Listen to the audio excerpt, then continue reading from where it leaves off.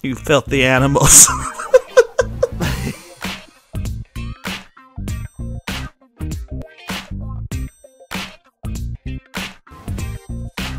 Yeah, that's literally what it is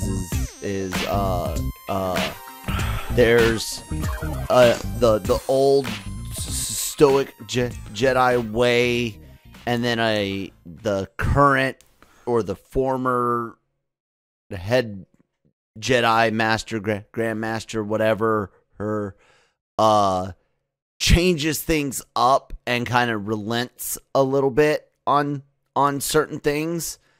Like in one book, they literally in a Star Wars book promote and I'm not against promiscuity, just they outright promote Jedi promiscuity. Oh yeah, that was one of the news stories I didn't do today that's on the log. Yeah, in the thing. And it turns out that Yoda's more of a believer in the old stoic way, and that way is what allows Palpatine to sneak in through the shadows. And so it's all so Yoda's he's the Phantom fault. Menace again.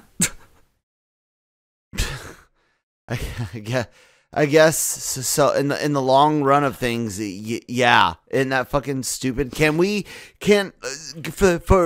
the love of God, Star Wars, can we leave two fucking people? You called alone? this too. You said Yoda would be in Yoda? this. Said when they gave us what year, Yep. like years it would be. Yep. Let's leave fucking Yoda and Papa Palpatine out of everything Star Wars from here on out, except for the stuff that we already know that they're going to use to connect from Mando to Wait, so is Palpatine actually in it then? Because he'd be old as fuck. But I guess he knows all the secret ways. Or you're just saying you think that's what leads to it because no. he It's what leads. But he's not actually in it. To it. Okay, how much you want to bet not Yoda's at in the this TV point. series? Remember how there's a TV series set during the High Republic? The Acolyte? Yoda will be in that. There's the Acolyte is set. I said it was during the High Republic. Towards the very end of the High Republic. And there's going to be a High Republic, allegedly a High Republic animated show, but you know, we'll see what shakes loose. Yeah, I just why make Yoda the bad guy? Like whatever. Forget that. Why use Yoda at all? Why use Yoda? Why set something where you can? If you really want to Yoda use someone from at that all? species, we can go to brand new Star Wars territory, at least for current Disney canon. Instead of going back to Old Republic, you can go like 600 years into the future, past the Skywalkers, and then you can use Grogu if you really must have a Yoda. But like, and he wouldn't have never been taught by Yoda or raised on a Yoda planet, so he would speak normal sentences. No one else he would talk to growing up would speak backwards. There's no reason why he would speak backwards. We don't know. What, is it an automatic thing? According to the canon, there's only now three known Yoda species. In the old EU, there were more, and they all did speak. So that would make sense because they'd be like they would have like grown up on the same part of a planet or something, and that's how they speek it. And when they learn English, they get some words backwards. Like Spanish, when you speak Spanish, if you don't learn it properly, you say some sentences out of order. You're putting too much real world stuff on it, because without thinking about the rest of the real world stuff, which is Yoda lived 900 years, 880 of which, let's not even say that. Let's subtract the first 100, where it took him to master the Force. So 730 years he spent listening to other beings speak basic normally. He would have started speaking basic normally. If you could live 60, 70 years in England, you would more than likely end up with an accent. So yeah, it would translate that like exponentially because of his age. No, I just think that's the way they are. Now, just the way their brain Grogu is. might think that's the way to do it, because Grogu probably has met Yoda. Remember, he was rescued from the temple at the same time Yoda was a teacher, up until the point And the he's temple was 50 years old. So he was probably trained. He knew Yoda. He couldn't speak himself, but Yoda's probably like, "You're my favorite student because you're the only one here with my species." Yaddle just straight up disappeared like 10 years ago, or 5 years ago, or whatever. She never spoke though, right? So we don't know if movie continuity if they all go, backwards talk. I do. Fuck the continuity. Because first off, good morning everyone, and welcome to LR Mornings today with Kyle Nick. And again, I did a lot this week. And it's funny because people are gonna later on listen to Cam and I talk about other Star Wars stuff, not this stuff because me and you were talking about it, but later on the Cantina, Cam and I have some Obi-Wan stuff to talk about and some other stuff, but Star Wars these days. The stuff going on in it, around it, there's so, I don't know, everything is like a third rail these days, and it's annoying as all hell. Everything is a third, because everything's gonna piss off somebody, and we're so worried about who we piss off, and in reality it should be let's not worry as long as we don't, piss off on purpose out of malice, and we don't lose money because we piss off too many people. But fuck the rest of it. Like, yeah. So Star Wars was escapism. It's something me and Manny talked about on LR Mornings yesterday, that you got certain IPs that are great for escapism, and then you have certain IPs that were meant to comment on society and comment on society as it grows. And a prime example is the DC characters in the books versus the Marvel characters. DC was created, their characters were created as demigods. Gods they were who want to be men. They were right. They were to be idols to look up on, and be the bright beacon of light during world wars, Dust Bowl, the Great Depression, all of that. While Marvel was like, we have a voice and we want to use it for this purpose. And so they created characters specifically to be able to comment on contemporary politics. I mean, like the X-Men, but you still also have like more personable characters, I would say. Like Spider-Man was a revolution because he's like, he's just a kid. He is balancing homework, dating, and fighting crime. That's timeless. But it's not necessarily political, but it's also the big difference between early Marvel and early DC. Well, yeah, they focused on the human aspect versus the or look, this dude has a cool suit, but he's a drunk. Talking about Iron Man. Yeah, I didn't mean to say magic. Right? So I don't know. No, I look at it. I love Star Wars. I don't hate the ST as much as I hate the PT. Same. And that I don't hate. Though I do hate Rise.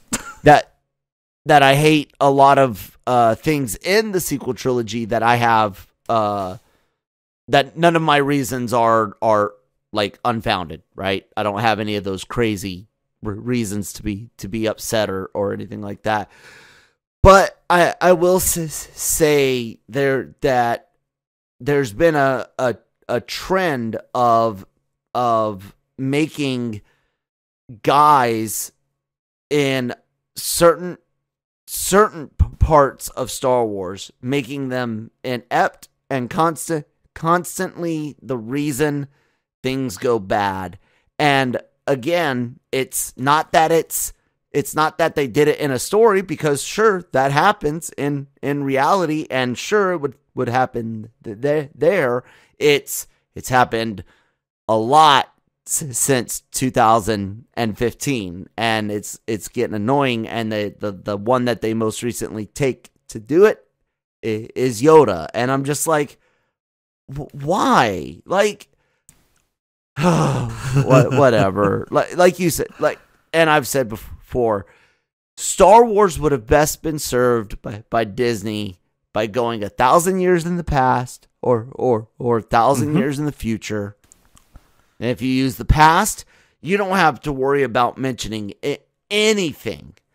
And if you use the future, Luke is again, it's so far away ghost that most, but no one knows the Skywalkers. So you don't technically there's not a direct descendant. You might have like a Skywalker Memorial Temple or the Skywalker Academy or something like that. Sure, but you have so much more potential to just get away from all the shit that we've already seen.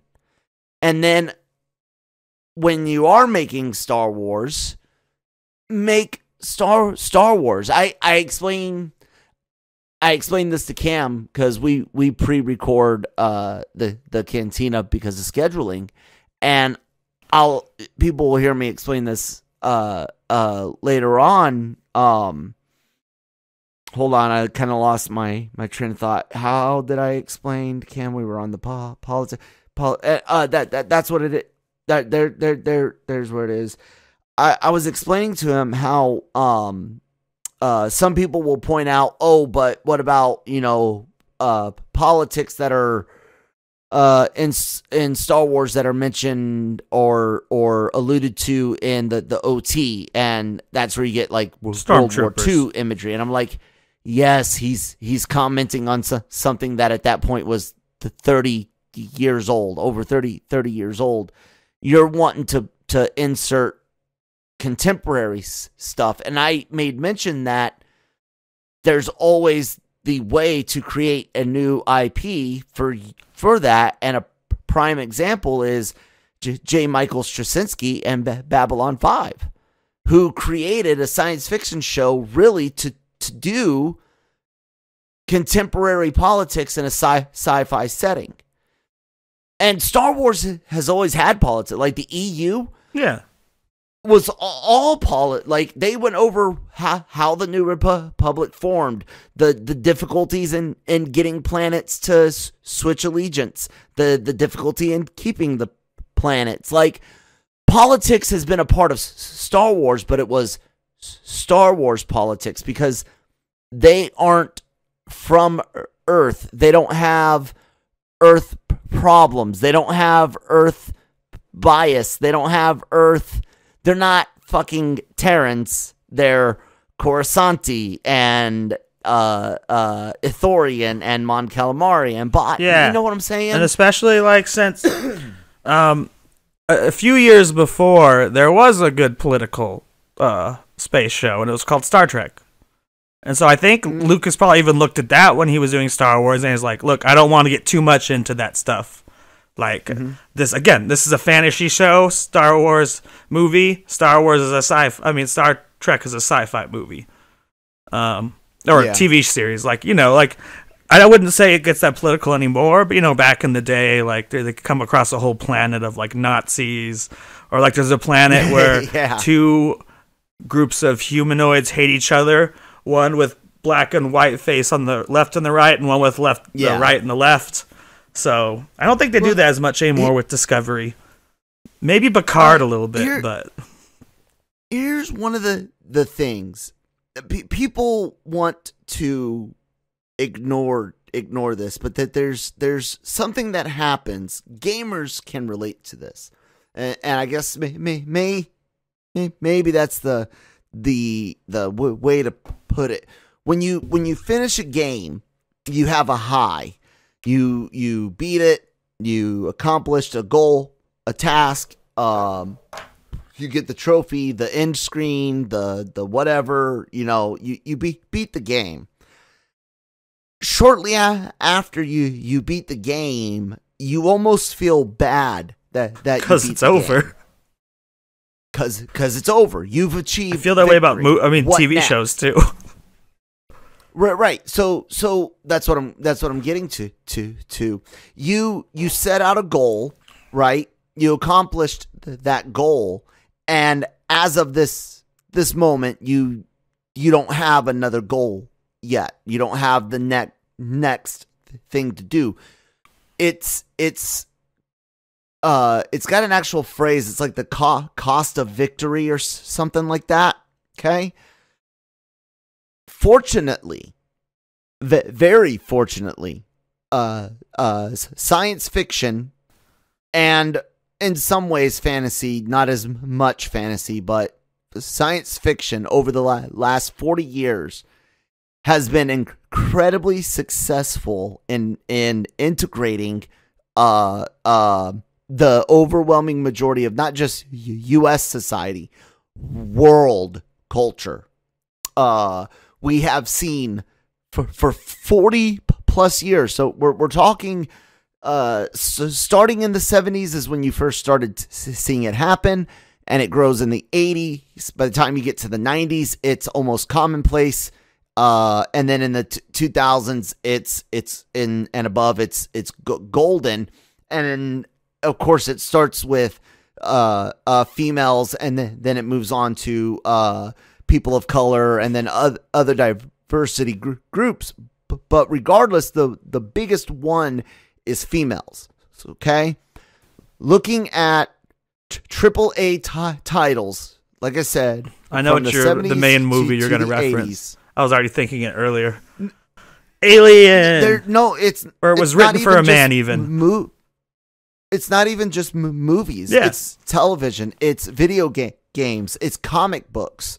It's everything. It's everything from Dark Angel and Alias to stuff like Alien and Star Wars with Leia. Before Return of the Jedi, I'm talking before Lucas put her in the slave outfit. Empire. There's AAA titles. Look at Samus in Metroid, female from the get go. Look in the 90s video games and characters like Sheik, where they took the helpless, hapless Princess Zelda and actually make her into a strong character. It happened for women. Women actually won their fight in science fiction. If you look at Star Wars, we had 5 live action movies. 4 of those movies had a female protagonist. One of them had had 3 major female secondaries. That's Solo, the female robot, the Phoebe Waller-Bridge. I forgot. Always plays the robot.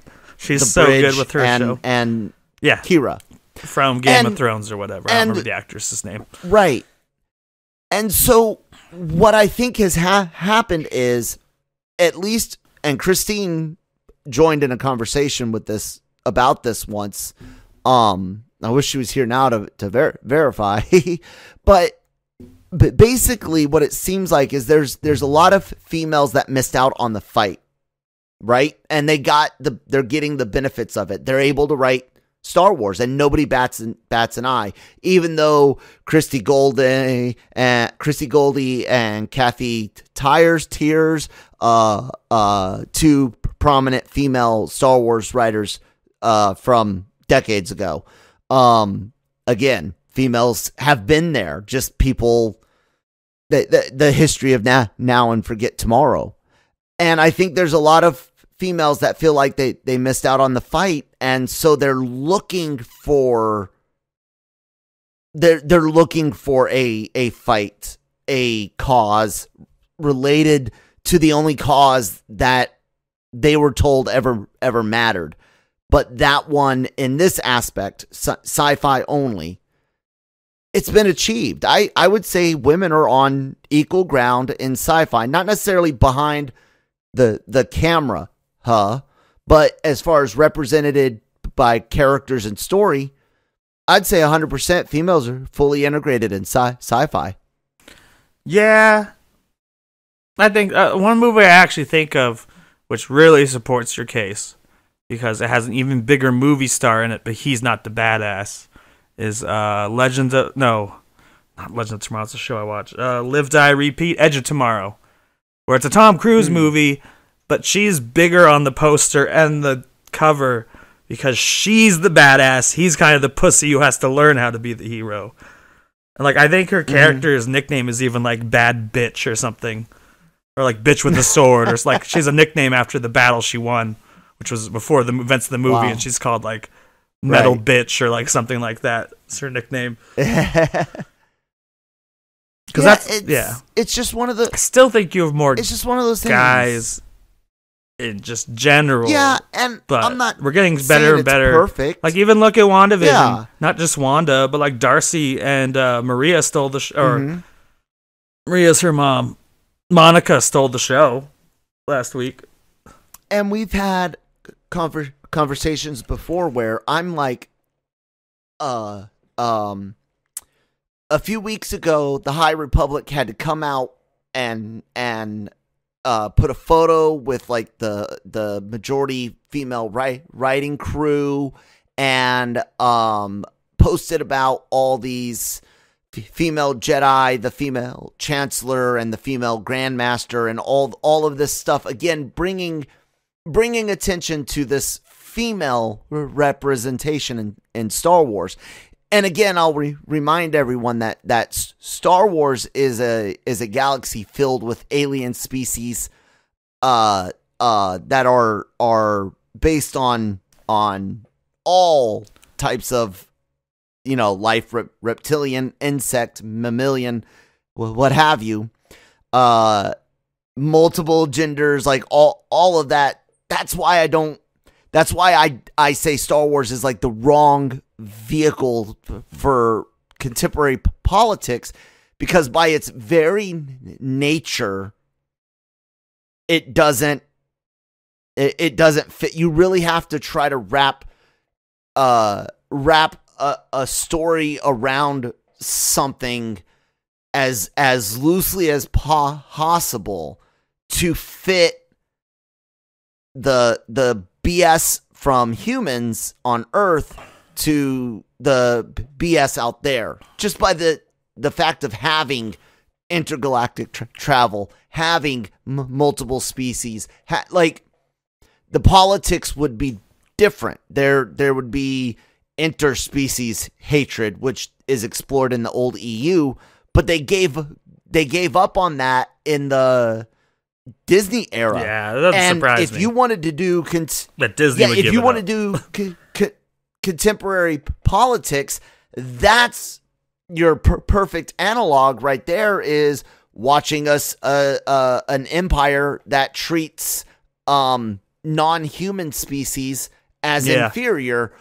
But you guys took that away. Okay, they still do that in new movies. They're a bunch of assholes, the Empire. How many aliens do they have in their employ? They're assholes, but it's not like it was in the EU. Well, I'm just talking about, I don't know. I guess I didn't read as much of you. I'm just like looking at the movies. I'm like, they didn't really have. Yeah. They probably have more female members than in the 70s.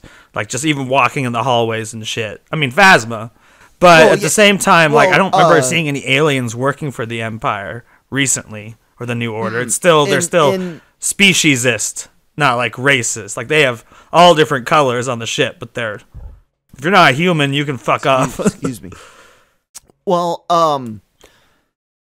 yeah, they're still they're better than they were in the EU, but they're not great on that. And that is one thing that I guess maybe they tried to keep, but they don't focus on it very much. Like in Rebels, you see an episode about like the Wookiee slaves and stuff like that. But it's not. You're in the old EU. You were constantly reminded of how bad the Empire treated aliens and unfair treatment for females, right? And again, this is ancient history in Star Wars and ancient things, not contemporary. Yeah, but it's also its whole different universe, so it has its own politics and its own. Exactly. And that's all I'm saying. But this group got together to pat themselves on the back again about all this female representation, and I wasn't upset at any of the representation. I don't give a fuck who writes the story. I don't care who's in the story. I just want to be entertained, and that's it. Entertain me, right? Anyone can entertain me, and that's what I want to be entertained. It's up to others to worry about all of the other shit with the business. My job as the consumer is just to be entertained, right? But they say that like for their image. Like they don't have to tell everyone they're doing that, but they want to draw it. As a company, no matter how they actually feel. I'm not saying Disney's a racist corporation, but like they could, like let's say they were sexist at Disney, or there are lots of executives that get fired after they say the N-word or like call a woman a bad name or something. Right. And that's a CEO. Like that could be like, let's say Kathleen Kennedy hated women or whatever. The company still has to, especially today, be like, look, we're working really hard to get more women and more minorities into all of our franchises. They've been going hard at Marvel on the female direct. I think mostly behind the camera, though Marvel needs to add a lot of female superheroes, which they are doing because the MCU is a boys' club as far as powered creatures. Sure, maybe on the MCU side, but on Star Wars. Now, Star Wars is definitely more balanced recently. The topic now, I will point out that Disney, it's not all of Disney. You see, this is where I believe that I had to explain it to this way to Cam. It's the fans of Star Wars are split, right? In general, like 1,000 fandom directions. in general is split, right? Yeah. Okay. It really has been since 1997's changes in the special edition, but really has been since 99 and the release of the prequels, and the split got worse in 16 and 17 with Last Jedi and Solo. Oh yeah. So no matter okay. Yeah, so no matter what, how you are 17. Yeah, and 18, I thought you were trying to talk about yeah, Force Awakens and Last Jedi. I'm like, no, those were 1 year apart. There was Rogue One in the middle. Yeah, no. Those. So no matter how you slice it, the fandom is split. Okay, well, who applied to, got hired by, and is currently working at Lucasfilm on Star Wars? Those same fans that were split either in 97, 99, and potentially split in 2012 when Disney bought Star Wars, potentially split again in 2014 April where they canceled the EU. My point being is that while some on YouTube, and I'm not going to call them out, but you guys know who they are, and some in other sites think that there's this Kennedy Filoni Favreau rift that's like on the verge of physical violence. I haven't heard yada, this. Yada, yada. I don't believe that for the bosses that the rift is necessarily as big a deal as it is for those under them. I believe in the rift under them because I can see it. I can see it where Kennedy brings up one project over another, and I can see it where a project has to scream out loud, look at us, While another project, The Mandalorian, let's look at that very last episode. There's only 2 males that go, or excuse me, only one male that goes on the cruiser to rescue Grogu. The other male with the team was Boba. It feels so natural. I didn't even notice that it was like it's not like the Avengers scene where it's like it's us ladies. It just the way the season developed. I was like, oh. Yeah. And let me ask you something. When it's not COVID outside and you're in a large city, you're downtown Denver, maybe you're in New York or LA, and you see a group of 6 females together, your mind does not think anything about seeing 6 females together, right? Because it's such a common thing to see. They're right? called women. Just joking. Right. So that's what I'm getting at is the reason why they had to call attention to the High Republic is it doesn't seem, we don't have any hard numbers yet because it's too early, but it doesn't seem to be as popular. And there's people that are making complaints about it. And then you immediately see them go, oh, but look at all the girl power. Okay, well, again, if you want to play the Earth game, what about the female Asian power, the female Hispanic power, the female black power, the female Native American? You see what at what point do you stop putting the Earth side of things to something that takes place with goddamn slug-headed aliens and lightsabers? Still love the SNL sketch with Donald Glover playing Lando. Have you seen it? It's like it's a conference for all the black people in the galaxy, all the important black people. Oh yeah, it's like yeah. Saw Gerrera and like Mace Windu's not even there because he's dead, but it's everyone who would be alive. So like Saw Gerrera, I guess he'd be dead, but you know. That and I just love it. It's like I really thought there'd be a planet full of black people out there somewhere. Yeah, right.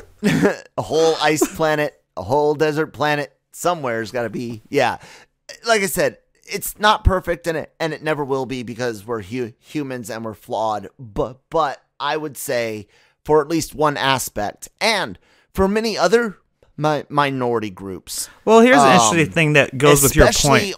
Like, no one's pointing to Lando and being like, "Look, it's the first black-led Star Wars project." No one's saying that. They're just like, "Oh, sweet, I like Lando." Like, that's not a show. It's being like billed as like the first black lead. Like lead, like, you know, his name is in the title, but you don't have to say that. You're just like, oh, it's Lando. We all love Lando, and there'll be lots of female characters because they'll be sleeping with all of them.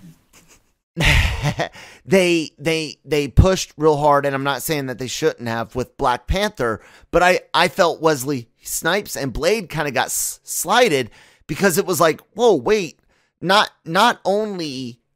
Can you go ahead and if you feel like the need to break it down, you can say Blade is this outstanding African American led action movie.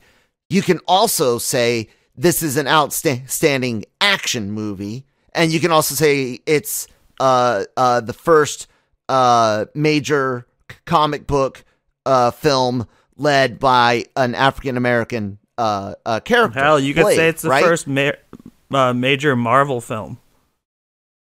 And Howard. Well, no, exactly. Technically, exactly. Whereas like Batman and Superman owned the 80s and 90s as far as comic books, right? And it's not to take away from Black Panther, what it achieved, what it means for today. It's been a while since Blade came out. Why was it so long? All of those points, still valid, still there, great questions, but I felt bad because I was like, Wesley Snipes broke some fucking, ceilings. He did some shit that now people seem to have forgotten about. Well, she needs to the always history- be pushing. And also, like, Blade History doesn't of have now and anywhere forget close to the tomorrow. reach of Black Panther. It was an R-rated movie. No, Sony it didn't doesn't. even consider it a superhero film. If you listen to interviews with different directors, No, they didn't. They just considered it a vampire film. Never Mm-hmm. once was it talked about as like, ooh, this is gonna be the first superhero film for Marvel. But then you got X-Men and Even though Spider-Man pretty quick Marvel's after that. name is on it, but not as big as But you do get Ryan Reynolds and Jessica Alba in the third one. But I haven't seen any of them. I just want to see the second one because I like Guillermo del Toro. Didn't he direct that one? Yeah. Yeah. I haven't seen any of them, but I'd watch that one. And the second one's good. It's never been high on my list. Like, I get that. And again, I point out, it's not perfect, and those movies, the Blade movies, are older. And like I said, it's just looking at over the last 40 years and seeing a success story, and yet we seem to never celebrate the successes anymore, because the negativity, of course, sells on media better, and because it sells on media, and we're a very because of our cell phones and YouTube, and I say this as someone on YouTube and podcasting and social media and all that. Because of this, we have this more selfish, more centralized, more solo point of view on everything. Like, I get that the history of now, forget tomorrow is going to happen more often, but it's not right to say. You always hear, like you said, I think you said, just because you got success doesn't mean you should stop. No, I'm pushing not forward, saying that at all. We should always continue to push forward, but we're at the point now where your actions should speak for themselves, and do repeatedly. No one said anything about Mando taking a team of 5 females to rescue Grogu. No one said one negative thing about it that I heard. I'm sure there was someone out there. There always is at least one jackass, but overall nobody said anything, right?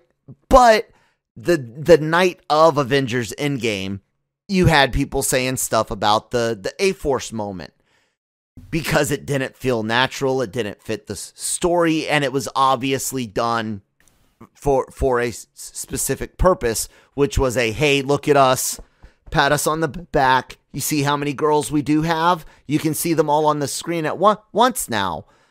And it's just an annoyance. You know what because else would annoy you, but is also like so far overdue? When I read it, I was like, what the fuck? DC has introduced their first female black superhero.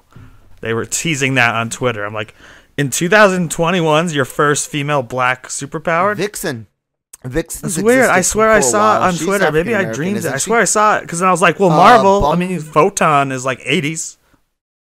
Bumblebee is a female. Maybe it was She's something else. African-American. Maybe it was a different race. But they have everything. Who else? God, I must have dreamed that. 'Cause you're right. I know all these characters you're mentioning. Yeah. Maybe first. No, it wouldn't even be first black lesbian. Yeah, I don't know. That's really weird. don't. Maybe it's something very specific about that character. Because I was like, because I read that and I'm like, how did they not? Because Marvel has so many at this point. Like, and that's the that's like, and I think Marvel made a lot of different. progress in the early 2000s, the first the last decade that we just ended. Because like you get characters like Miss Marvel, the new Miss Marvel, Riri Williams. Like, they did a good job of expanding it even more, and now we're getting those characters on TV and stuff. Let me ask you something, a legitimate question, because you know a little bit about comics, and you know where the Comic-Con or whatever it's called is, so you know how to look up sales numbers. Does it bug you that Marvel Comics kept Miss Marvel around uh, uh, and canceled books that sold more than it did?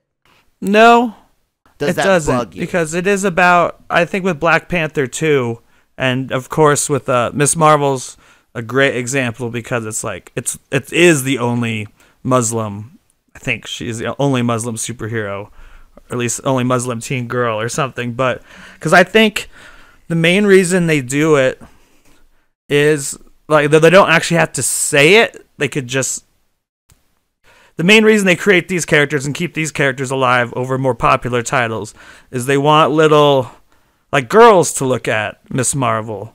Maybe little, Muslim girls. Or, Black Panther comes out and suddenly all the kids want to be T'Challa. Then, like, those kids haven't seen Blade. Like, the little kids who watched Black Panther. And no one really wants to be War Machine or Falcon. Those guys are sidekicks. I'm kidding. Fucking awesome.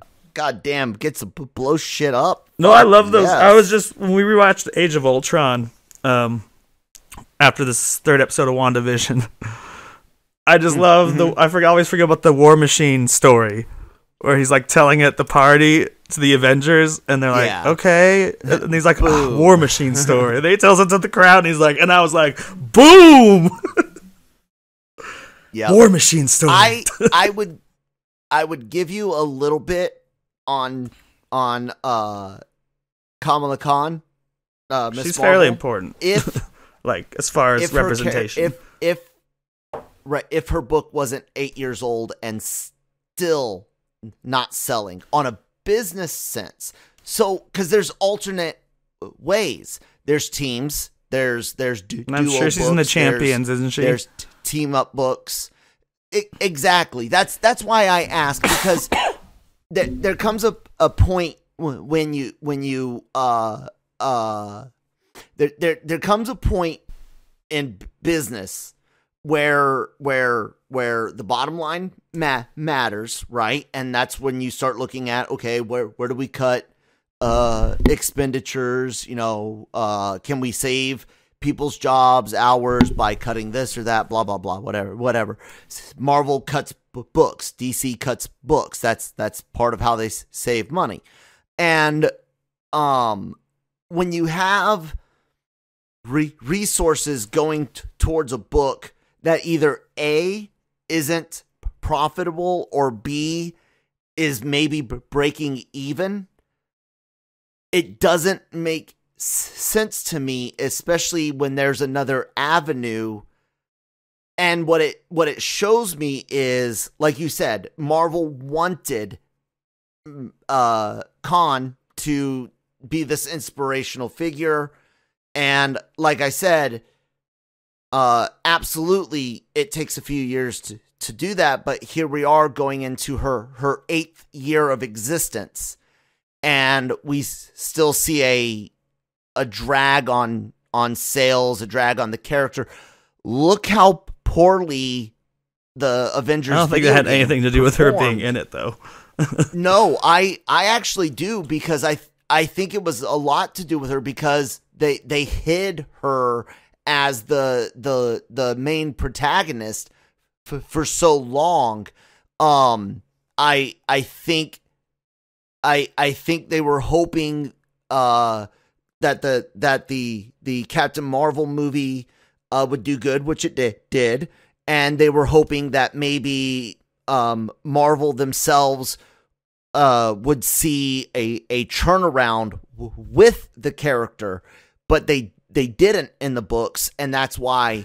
And this is just me guessing that's why they held off on, hey, she's your main protagonist, because she's not that popular of a character. So why hold back on that it's not going to be a pleasant, in general, sales, it's not going to be a pleasant surprise. I'm going to say this, and it doesn't apply to everyone. I think if that's the reason you don't pick up the game is because she's the star, you might be racist. Like, because Maybe. the reason it didn't do well is like it wasn't a well-made game. Like, no, but I mean, because like that wouldn't, like, and like, oh, I'm going to be playing as her all the time. No, you're still going to be Hulk and Iron Man and Cap and Black Widow and Hawkeye and Kate Bishop even. Like, So I think if anyone avoided it just because, like, oh, I hate that Spidey, one if you got a character, it's like, PS4. oh. But what if you don't like the character? That's true. If you truly dislike the voice of the character. Yeah. And that doesn't make you and that's racist the if you other- dislike the voice. I just think most people, if they looked at it and they're like, oh, they included the Indian character. Because most people, I bet, haven't heard of her. Because most people who bought that game were movie lovers, not comic lovers. Like, yeah. Right. I'll say this. I worked for the most diverse and largest employer in the world, the United States military, right? Made up of over 1 million active duty service members across all the branches, not counting Guard and Reserve, and made up of Americans from all 50 states, all territories, and then hundreds of countries across the world as people joined the U.S. military to try to become U.S. citizens and stuff, right? It's so unfortunate that media makes money off of negativity because they take negative voices and they amplify them louder than they are. I would say that because my former employer, drew from such a large base that it's a decent pool, right? To where you can kind of get a feel for the general the general tone of Americans, right? Because you're going to get people from Alabama in the rural areas, people from California in the city, and people from mid-ranged cities like, say, Nashville or some shit like that, right? I did not run into that many people that would look at Miss Marvel and go, I'm not picking it up because it's the Muslim girl, but I know a lot of people that read comics that go, I'm not picking up Miss Marvel because I don't like the story. I don't care for the character. The character doesn't relate to me. Her fangirl stuff doesn't appeal to me, because I'm a 40-year-old man. And whether people like it or not, it's still 30-plus-year-olds and still mostly males that buy comics. I would say older. It's even they skew even older than 30 being the average age, I think. And a lot of it isn't necessarily some sort of like you said a racist choice. It's stuck in there like Jace is with his desire to see comic book movies be panel for panel translations. That's a very old fashioned outlook from comic book fans, you know? And I see the same. What I really, really want, Nick, is I want people to celebrate the successes that we've had. Please, let's celebrate one of the greatest PlayStation games. Fuck that. One of the greatest games ever made. Horizon Zero Dawn, a brand new original IP, female lead. No one said anything negative about Horizon Zero Dawn. AAA title, won a bunch of awards straight from the get-go. And not only that, she comes from a matriarchal society. Nobody bitched, complained.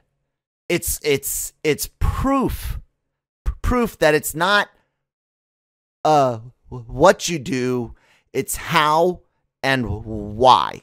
Because people do not want to be patronized, I think. Gotcha. Do you? No. Do you want to be patronized?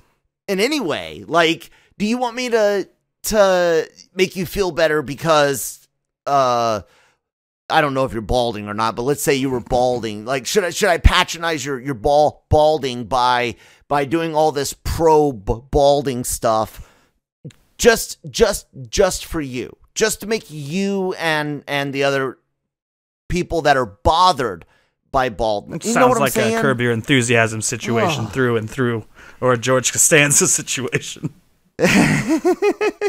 Like, there's an episode, I think this applies to what you're saying. There's an episode of Curb where he won't admit he's going golfing to a man in a wheelchair because he doesn't want the man in the wheelchair to be jealous.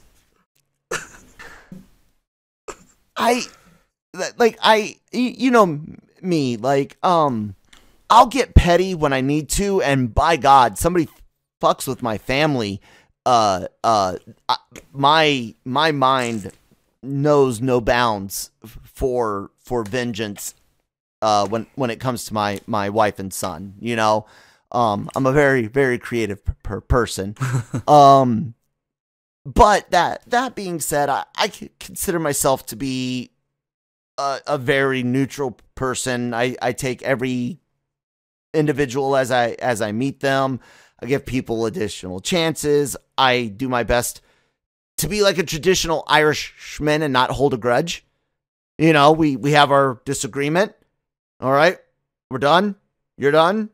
Cool. Carry on. You know, I try to be consistent, and I just get so upset when I don't see consistency in people that are I don't want to call them role models, but they're looked up to. They're idolized. There's a good word. They're idolized.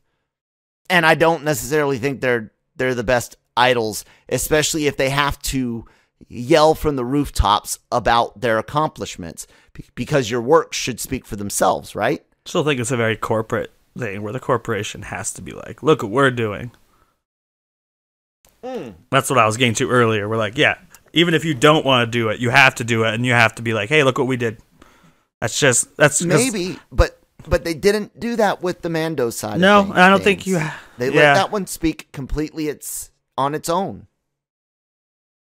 So if those 5 women can speak for themselves, taking on that ship, why can't the High Republic speak for itself?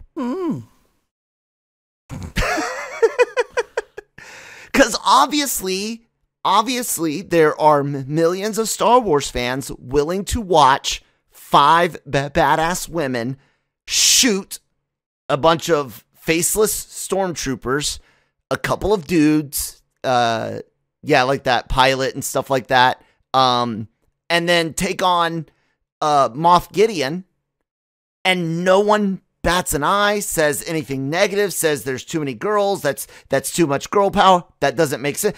Like, somewhere out there, someone, probably said it, but the overwhelming, you have to go looking for it. But you don't have to go looking hard to find people that are complaining about the High Republic. Got you. And this is the same IP. It's Star Wars, right?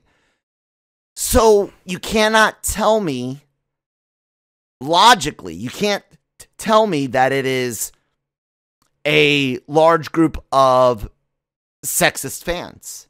I'll give you there's a group of sexist fans, but it's not a large one when you can clearly see Mando, High Republic. It's not who, it's how and why. Got you. Oh, you're making my head hurt. This has been the most philosophical Truly. and political, but without anger or fighting. I mean, any counters, man? Anything else? I mean, no, am I just what I've already said. Like, yeah, like I think it's more important because we are getting there in front of the camera. Behind the camera, I think it's more important. They're like Marvel's like, look, we're trying to get mostly female directors for Phase 4 or whatever. And it's like, that's cool because, we need because then in one way it's not just about representation, it's about making sure lots of skilled people get jobs who may have been overlooked otherwise. So, yeah. No. I would say, like, it wouldn't, maybe I would be bothered by lots of more females than males in the book, probably not, but it wouldn't raise my ire at all to see that they're hiring mostly women to write it, and they're making a big deal of that, because it's like, okay, they're saying we're trying to get more women in Star Wars, like behind the scenes, like a director. Maybe. You know, it's the author, but instead of a director. But you know, Star Wars is for everyone. Maybe. And no one. And and that might be something that they're still struggling with, because their publishing has sucked ever since they deleted the EU. and that includes the men publishing too. So I will give you that is a real potential reason why they wanted to bring the extra attention, and because of it being 2021, perhaps that's what they figured was the best vehicle for that attention. I'll give you that's a valid, that's all I'm saying, logical theory, Nick. And if that were the case, I would disagree with the vehicle, but I would agree with what their goal was and would support the goal. But I would be like, you guys realize that people already complain about this stuff being annoying, so why would you do that again? You know, let's reevaluate. How do we make you appealing the way Fennec, Bo, Casca Reeves, I think is her name, and Cara Dune were. Let's make your High Republic Jedi is like these. I don't mean like character traits, but you know, to where people want. Why is it people want to watch this but not read that? We got to figure that out, because what I want in the end of the day, like I said, is to be entertained by anyone and everyone. I miss reading Star Wars books, dude. Do you know how many times I've read the X-Wing series? A lot. the Heir to the Empire trilogy, the Thrawn trilogy, the I Jedi, like, oh my god. Is that like an iPod but for Jedi? What's that? Is that like an iPod but for Jedi? Or it's an iJedi. I Jedi. Jedi. Man. Yeah. I wonder if Stackpole ever thought of some sort of joke that he could make about a tablet in some way like that. Anyways, those of you that don't know, Michael A. Stackpole wrote the book I Jedi. I miss reading good Star Wars books, and unfortunately, every time I try to read one of these ones, I'm disappointed. There's been several good comics, but yeah, I guess we'll just as fans of at least the Mandalorian, we have to wait until December for the Book of Boba Fett. So I'm actually optimistic about the Disney Plus stuff, so we'll see how it goes. I am too. I'm still not thrilled with most of their choices and would love to get away from these time periods and these characters. But do I still want to see a Cassian Andor or Obi-Wan Kenobi show? Why not? Like, you make it, I will watch it every Friday. Yeah. I mean, no joke.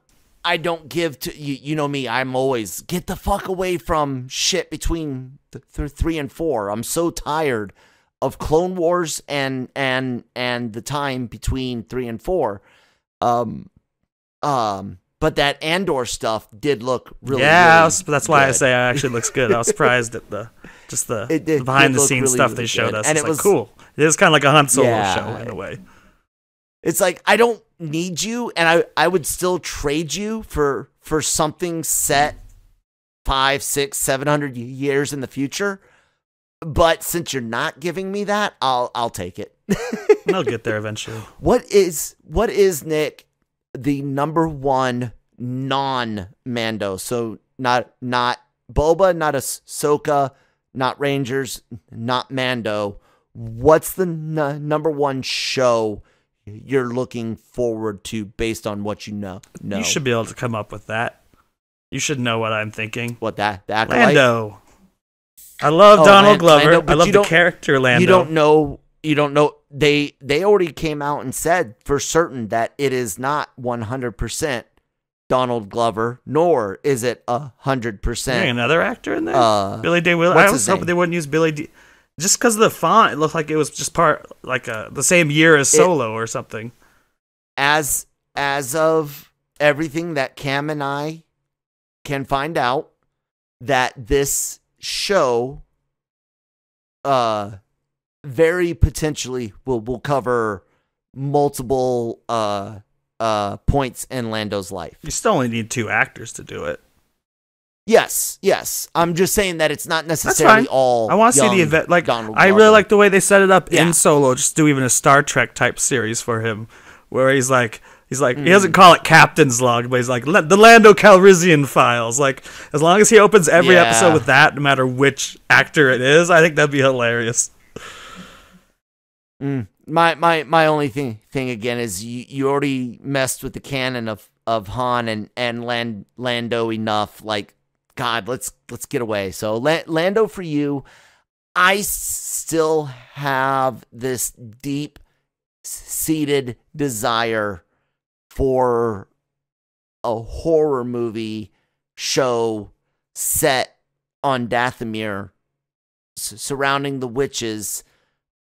I know they did a lot in Clone Wars or Rebels, but I didn't watch those and I didn't care for them. What I did watch.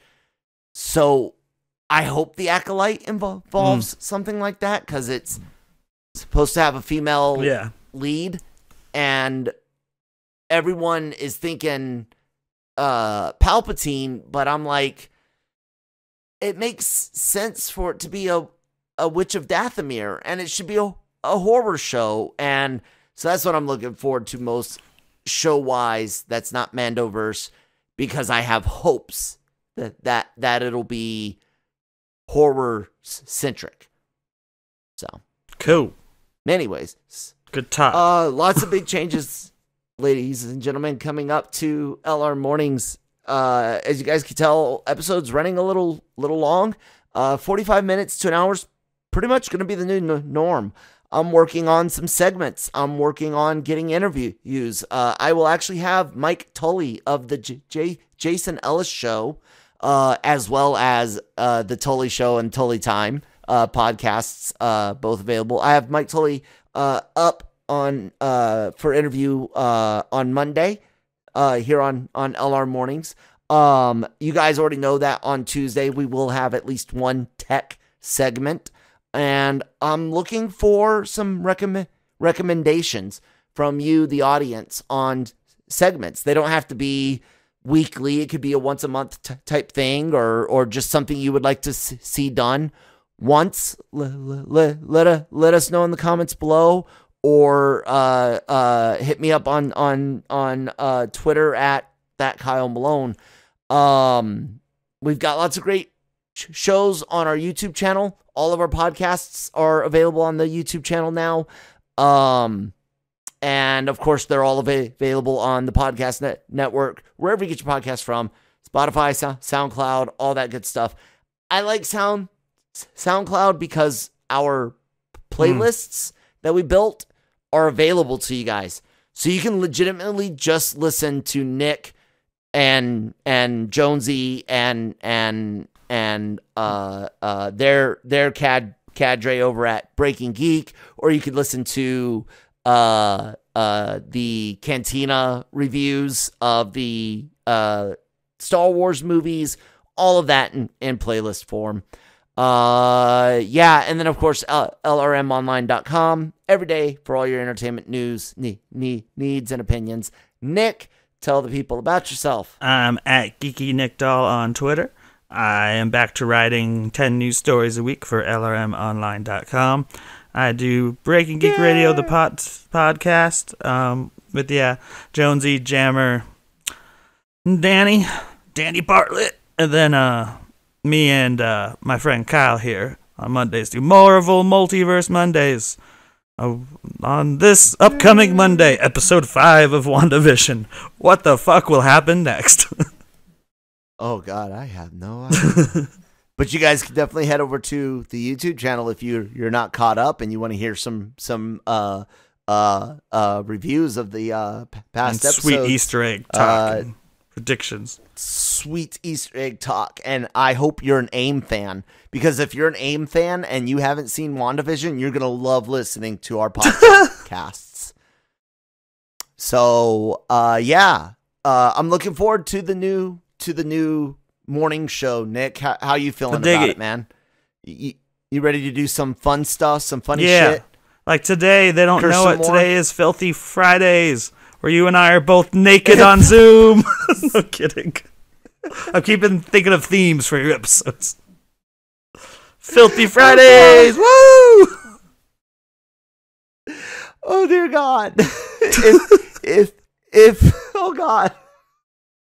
I broke Kyle. I wanted to end the show, but I have to say it's funny that I got Mike Tully on for interview because LRMornings was originally supposed to be a geeky version of the Jason Ellis show, but instead of NC-17, just rated R, right? Because we'll say, fuck, ass, damn, shit, bitch, hell. We've started using the other C word here, on Breaking Geek on occasion. It's been fun. Well, that's because a lot of trigger warning for American females, but in the UK, cunt is not like it is in the US. So, and we almost never use it about women. We use it for other reasons. Yeah, and because it's a completely different. Plus, we have a guy from the UK on my podcast, so even though he's not the one who said it, that's what I'm saying. Oh. Anyway, where was I going? You were just wrapping up. You interrupted with that. Oh, you were talking about. You asked me if I liked the new format, and I said it was Filthy Fridays. And then you were going to wrap it up, I think. And then I was going to.